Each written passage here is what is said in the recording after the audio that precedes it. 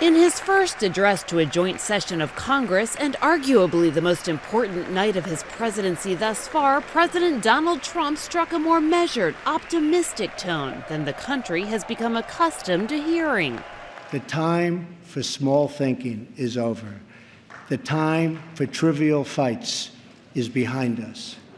We just need the courage to share the dreams that fill our hearts. The theme of Trump's address was billed as the renewal of the American spirit. And as he stood before a packed House chamber, Trump outlined a bold and upbeat agenda that includes overhauling the nation's healthcare system, plunging $1 trillion into upgrading infrastructure, and significantly boosting military spending. I am sending Congress a budget that rebuilds the military and calls for one of the largest increases in national defense spending in American history.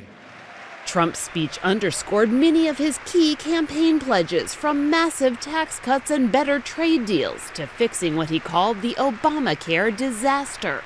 Obamacare is collapsing, and we must act decisively to protect all Americans.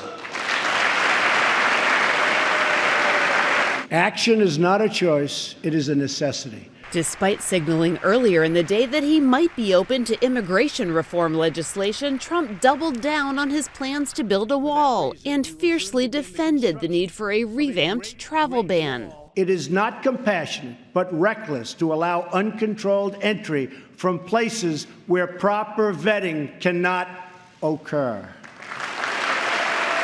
Democrats, for the most part, sat silently while Trump spoke, a group of women wearing white in honor of the suffrage movement. Still, Trump sought to extend an olive branch to his opponents, calling for traditionally Democratic proposals like new investments in women's health and paid family leave. Our citizens deserve this, and so much more.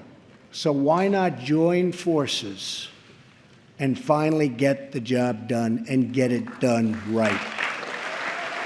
In one of the most emotional moments of the evening, Trump honored Corinne Owens, the widow of Navy SEAL William Ryan Owens, killed in last month's raid in Yemen. Ryan laid down his life for his friends, for his country, and for our freedom, and we will never forget Ryan.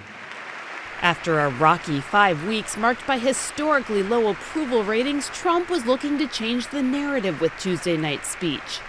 I am asking everyone watching tonight to seize this moment, believe in yourselves, believe in your future, and believe once more in America.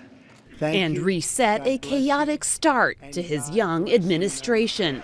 Kelly Daschle, Associated Press.